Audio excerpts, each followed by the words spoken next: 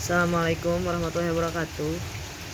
Saya Rahmayanti Oktavia, mahasiswa semester 4 Fakultas Hukum Universitas Subang. Video ini saya buat untuk memenuhi salah satu tugas mata kuliah Hukum Internasional dengan dosen pengampu Bapak Hendy Sumadi SHMH. Saya akan menerangkan beberapa materi kuliah, salah satu materi kuliah dari sekian pelajaran hukum internasional yang saya pahami. Walaupun mungkin dalam penyajiannya banyak sekali kekurangan, saya mohon maaf. Saya akan membahas tentang hubungan hukum internasional dengan hukum nasional.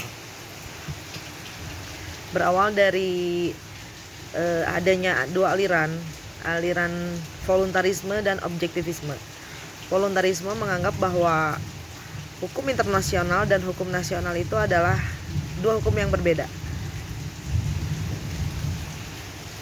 Aliran voluntarisme menganggap bahwa tidak ada yang lebih tinggi atau tidak ada yang lebih rendah kedudukan kedua hukum tersebut. Satu lagi ada aliran objektivisme. Objektivisme menganggap bahwa ilmu hukum yang lebih tinggi itu selalu ada yang kaidah yang lebih tinggi dari ilmu tersebut. Jadi di sini ada persoalan hierarki antara hukum internasional dengan hukum nasional. Dari kedua aliran ini lahirlah beberapa pandangan lagi. Dalam aliran voluntarisme mungkin melahirkan teori dualisme, dan dari aliran objektivisme melahirkan teori monisme. Aliran dualisme menganggap bahwa hukum internasional dan hukum nasional itu adalah dua sistem hukum yang berbeda. Pemuka aliran ini adalah triple. Perbedaannya adalah di subjek hukum internasional adalah negara-negara, sedangkan subjek hukum nasional adalah individu. Lalu dari dasar hukum, sumber hukum maksud saya. Sumber hukum nasional adalah kedaulatan mereka sendiri yang buat, sedangkan sumber hukum internasional adalah kemauan dari negara-negara. Lalu dari prinsip dasar nasional adalah konstitusi negara, sedangkan prinsip dasar internasional adalah dari perjanjian-perjanjian. Ada beberapa kelemahan dari teori ini karena pada kenyataannya hukum internasional tidak hanya mengikat negara, tapi mengikat individu juga. Lalu berlakunya hukum internasional atas kehendak bersama negara juga banyak yang tidak setuju, karena pada kenyataannya ini adalah kehendak masyarakat negara-negara, bukan hanya kehendak negara untuk melakukan kerjasama dengan masyarakat negara lainnya. Aliran yang kedua adalah aliran monisme.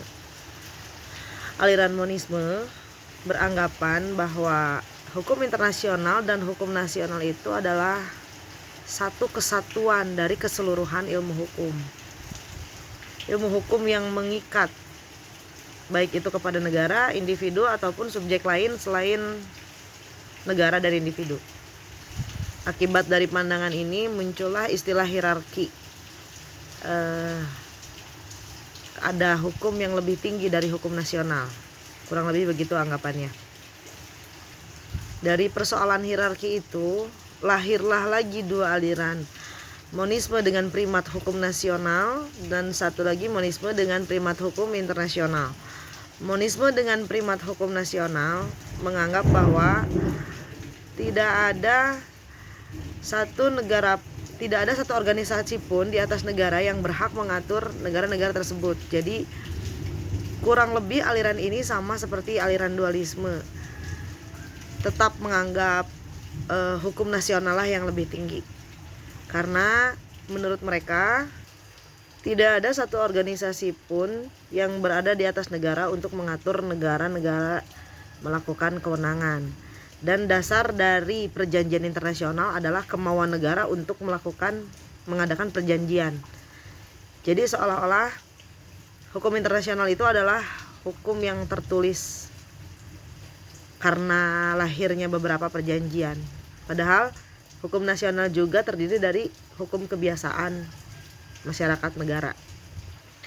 Yang kedua adalah paham monisme dengan primat hukum internasional yang menganggap Hukum internasional itu adalah berlakunya ke dalam hukum nasional tanpa ada persetujuan terlebih dahulu, kurang lebih begitu. Suatu negara yang memenuhi masyarakat internasional akan secara otomatis mengikuti keberlakuan hukum internasional itu kepada negara tersebut. Ada kewajiban beberapa negara untuk menserasikan aturan hukum internasional ke dalam, untuk memasukkan hukum internasional ke dalam hukum nasionalnya. Sekian bahasan video dari saya. Kurang lebihnya saya memohon maaf atas keterbatasan penalaran narasi yang terpotong-potong. Semoga menambah wawasan lagi untuk yang membuka video ini, untuk yang menyaksikan dari awal sampai akhir. Kurangnya adalah kesalahan saya. Mohon saran dan kritik silahkan dikirim di komentar. Terima kasih. Assalamualaikum warahmatullahi wabarakatuh.